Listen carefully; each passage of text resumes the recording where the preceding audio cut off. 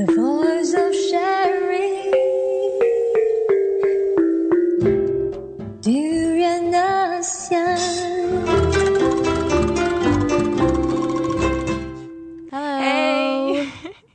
Hi. So that was actually Shakira with Waka Waka, just to get us in the mood for the discussion. Yes. And today we are going to discuss, actually more like sharing just facts and history about the FIFA World Cup itself.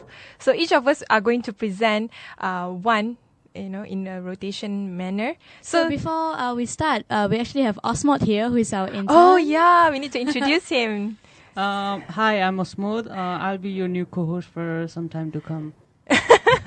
So he'll be interning with us for 2 months. You'll be listening him, a lot more. Yeah. And so starting our news, not news, actually more like facts and history of World Cup today. Before I started, just to give a clear brief about the Brazil World Cup, it will be starting on the 12th of June, right? Mm-hmm. And 32 nations will be competed that's right. for that one World Cup. Yeah, that it golden happens every 4 award. years, and it is the biggest football tournament in the world. Yes. And maybe Gowri, since you are a football, buff, you should start first with the first, your number one facts that we need to know. So the World Cup takes place every 4 years, like I just said, and usually takes almost a whole month, sometimes a month and 1 or 2 weeks to complete. And a total of 64 matches will be played during that duration. And like you mentioned earlier also, we have 32 countries participating. Mm-hmm. And every player who's playing for the country, I guess this is a given, but just to be clear, every player who's playing for the team must be a citizen of that country. Interesting. So that would be my fact. I see. So that's a very general view, but I think it's very good just to set the motion on. So coming back to the Brazil World Cup, I will present my facts of today. Do you know that this year will be the first ever World Cup? They are going to set the goal line technology. Have you heard of the goal line technology? I think so. Is it where the ball, they try to decide whether the ball actually touched the line? Yes. Yeah.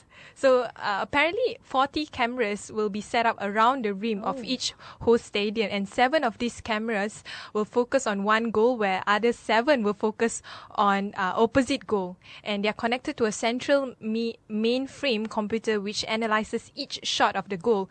And when the match ball crosses the goal line, the referees will feel a vibration and receive a visual sign stating goal. Okay. So, many of us can remember at least one point in our life where unfair decision was made during the World Cup matches.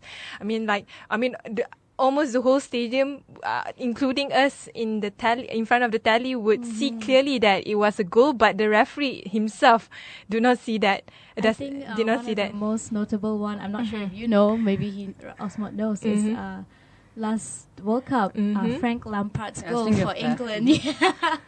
Yeah, so his goal was probably the most controversial one. Yeah. They had like multiple replays over and over again from so many different angles, but they still couldn't decide whether it was a goal or not. So now referees have no excuse, because the vibration will be felt on his wrist, which he will be wearing like a special watch. Frank Lampard has no excuse.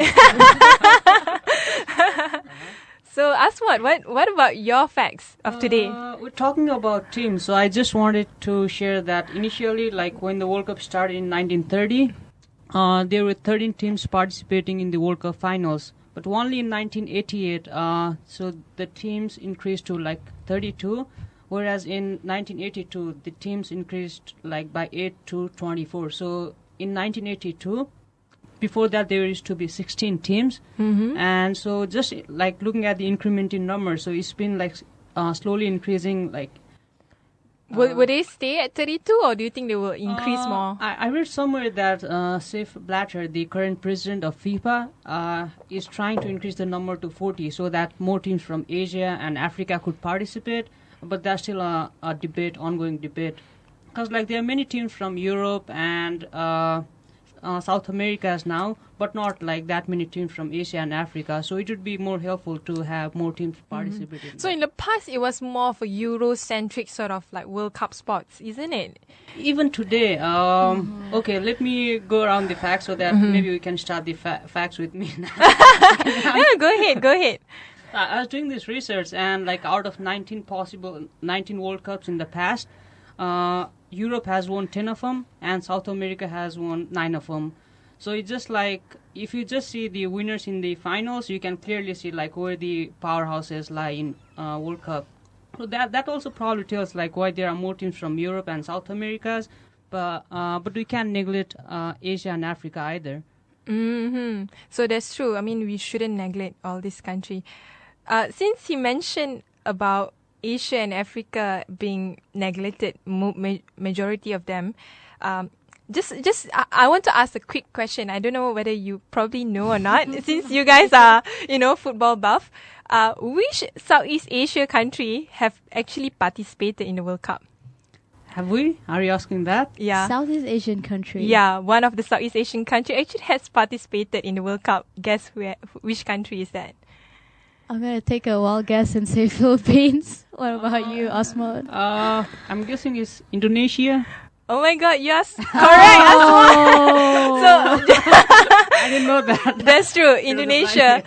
So the background story is like I this. don't know why I said Philippines. The background of the story is the Indonesian national football team has only participated once in the FIFA World Cup, which is in 1938 in France. Under the name Dutch East Indies. So although they are now independent from the Netherlands, at that time they were one of the colonies of Netherlands.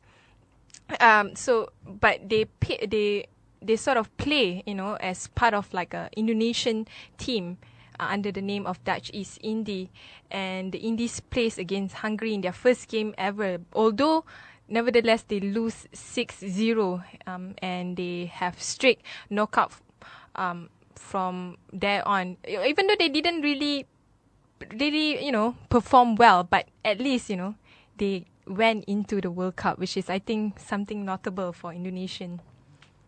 Yeah, it's good for them. Yeah, good for them.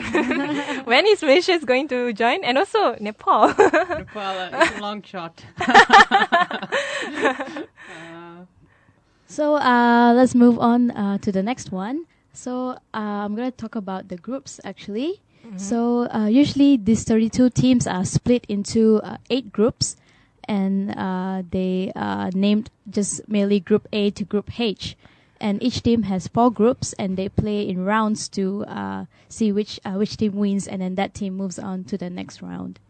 So is it called round robins? Yeah, that's right. It's called round robin style. And the first match for the World Cup actually is Brazil and Croatia, which is the opening match.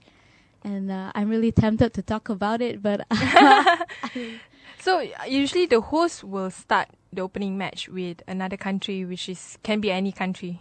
I'm not too sure about that. Osman? Sorry? Do the host country usually play the opening match? Yeah, they do, and I also think that as a host, you don't have to play the qualifying rounds, so that's much helpful. Hey, then if Malaysia and Nepal can host, right? We will automatically be part of it. That's true. That's true. By the way, I'm from Nepal. That's why we're bringing up Nepal. Yeah. So Brazil and Croatia is the opening match. So, I saw this meme on 9gag where they placed every country, all the flags down, all the 32 countries, and then it just named one player that comes to mind when you mention each country. So I guess when you say Brazil and Croatia, I think of maybe Neymar from Brazil, and Croatia is Luka Modric, because I'm a Real Madrid fan, so I only know Luka Modric from Croatia. So what do you think, Asmod?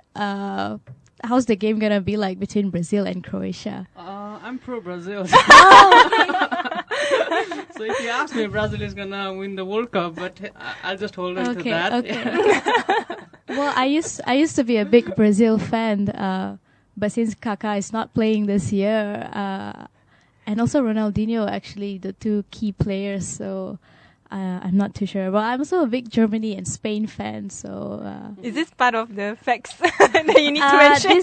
This is facts about me. Personal opinion. This is facts about me for people who want to know. So the next one. We can talk about boots in football. So India, when they were in the World Cup in 1950, they qualified for that. But they didn't play the World Cup. They withdrew from the Cups along with 2 other teams. And the reason was they refused to wear the boots. And here are the 2 versions. You mean they don't wear anything to play the... The thing is, so here are two contradicting reasons I got. So one reason is that India couldn't afford the boots, so that they didn't play it. The other reason is India refused to wear the boots because like most of the players were Hindu and boots are made from like cow's skin.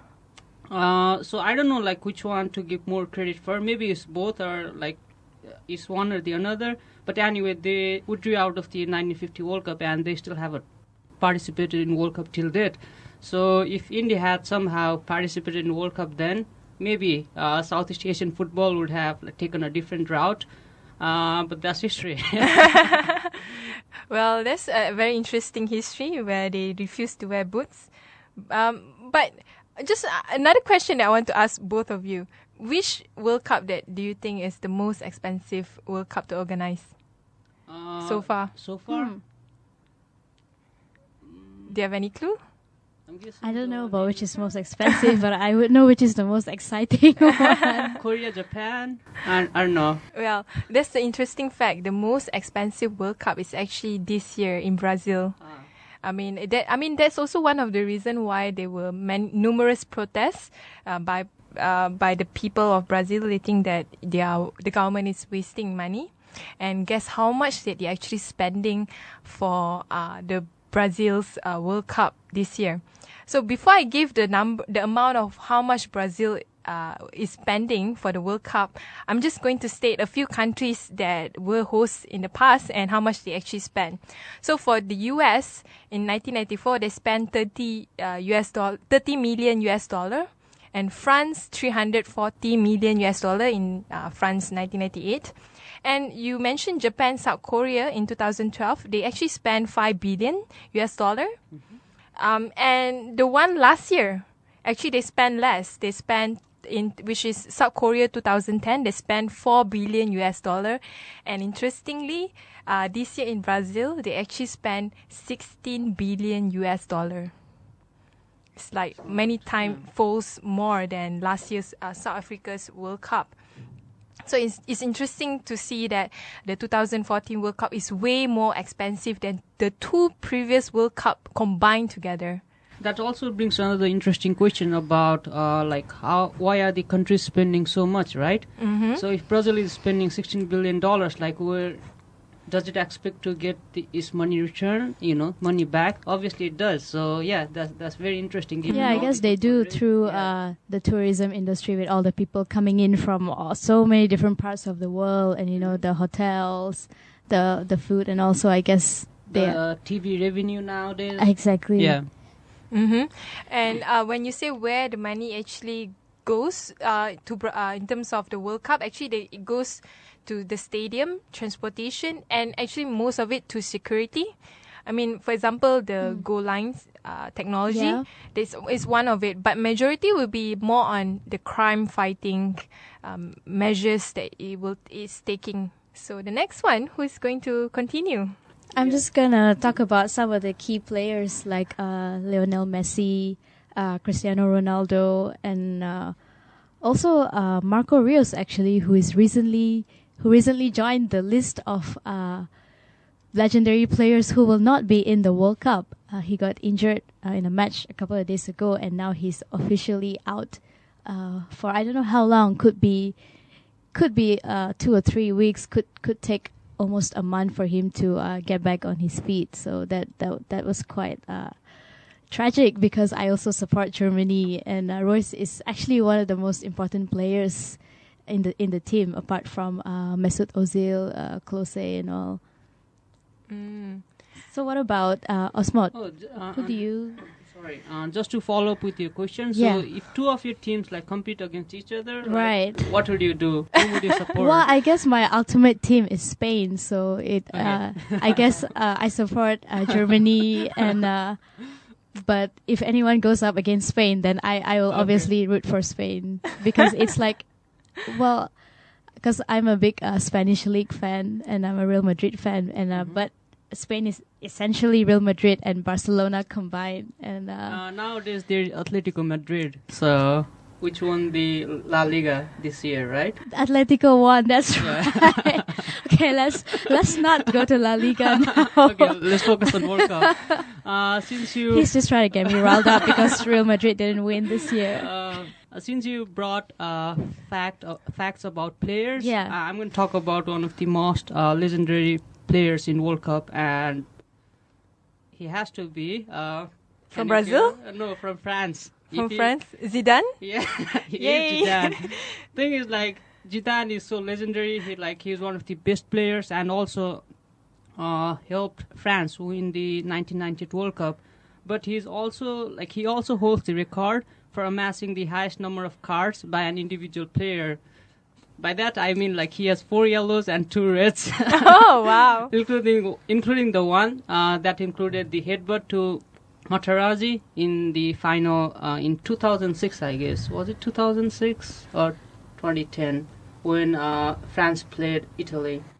I think it was 2006. Yeah, so, yeah, Zinedine Zidane. He's a legend, but he also has, like, other records, which probably he doesn't want to think about too much.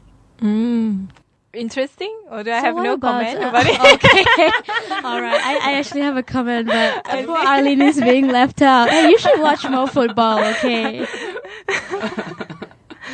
I was just gonna say about Lionel Messi. Actually, he's one of the players to look out for, whether it's World Cup or even in the league games, because we all know that he's one of the best players in the world, or some people would say that he's actually the best player in the world from a different planet and all that, whatever. He's just Lionel Messi. But he usually has a reputation for not performing as well when in Argentina as opposed to when he's playing for his club. Yeah, he just has 1 goal in World Cup, I think, if I'm not Right. mistaken. Whereas So in Barcelona, he's like the just highest scoring non-stop. So, Arlene, what do you have? Alan, Okay, who is your I'm favorite? going to report on the other side. Wait, who is your favorite player? My favorite player is not playing in this World Cup, I think. who is it? Who is it? Well, actually, I'm a biggest. I mean, I support Germany because I think it has always been a consistent country, and I used to root for Balak Okay. when in my younger days. Okay.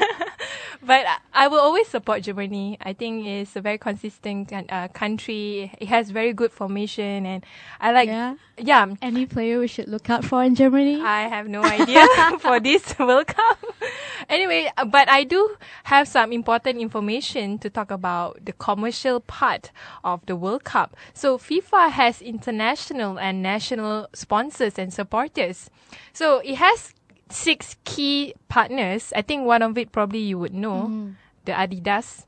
Yep. It supplies especially Adidas is has been a long-term partner with FIFA, I think since 30 years ago. And of course, you have Coca-Cola, and the recent one would be Hyundai and Kia Motors. And you have Emirates, Sony, and Visa as partner. And they also have 8 World Cup sponsor, and let me just run through all the sponsors. Budweiser, Castrol Football, Continental, Johnson & Johnson, McDonald's, OI, Moy Park, Yingli Solar. So you see there's an emerging sort of Asian companies as part of the sponsors as well. So it's interesting to see that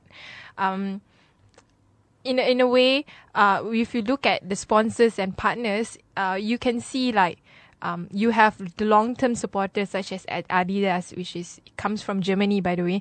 And also you have like new emerging companies from Asia. It also shows that when you mentioned earlier that they want to increase it to 40, I think Asia wants to be part of the World Cup like big time, not just like a small fraction of the countries.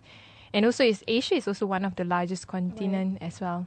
So I want to ask you, but I think I would ask Asmod. Maybe who do you think are the key players in Brazil that we should be looking out for this year, since Kaká and Ronaldinho are not actually playing?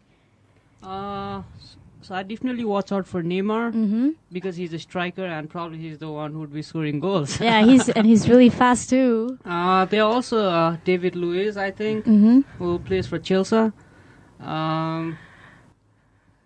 I think is Coutinho playing this year? I'm not sure about that. Might be.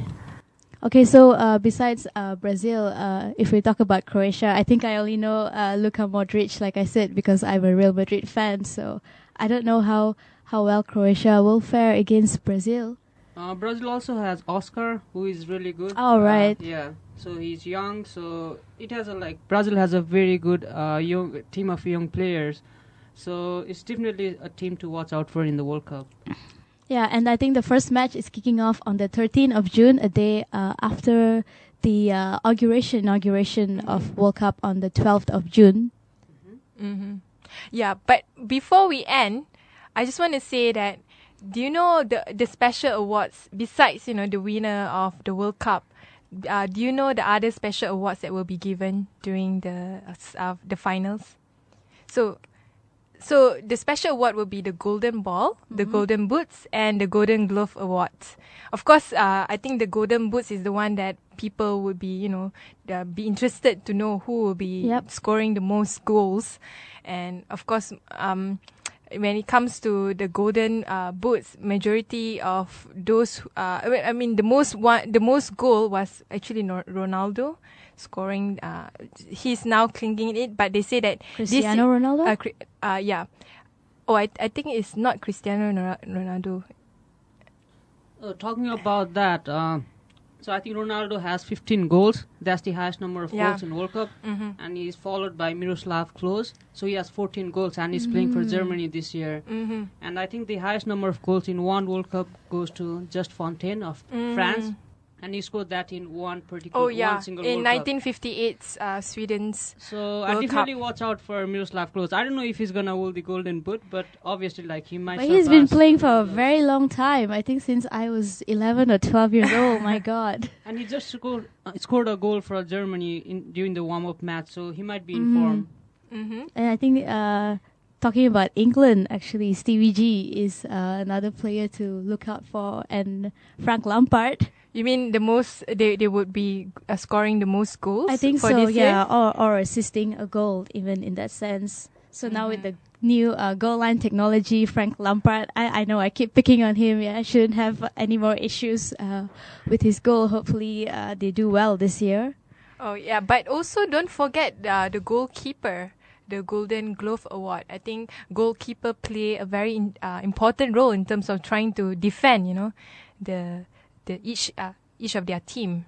So we are at the end of our today's Blast from the Grassroots. I hope you enjoy. So before we end, I'm just going to give you a quick information about this year's World Cup, which is called We Are One. It is sang by Cuban rapper Pitbull, bronze diva J-Lo, and Brazilian singer Claudia. Do we have the song? Later. Can we actually, play we are going to play the song in 1 second later. Before that, I'm just going to say that Spain is going to win the World Cup this year. So look out, you guys.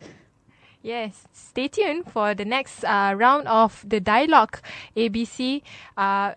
Dialogue. We will have a hard rock band here today, Infiltrate, who will be joining us in a bit. There will be very interesting discussion. Okay, stay tuned.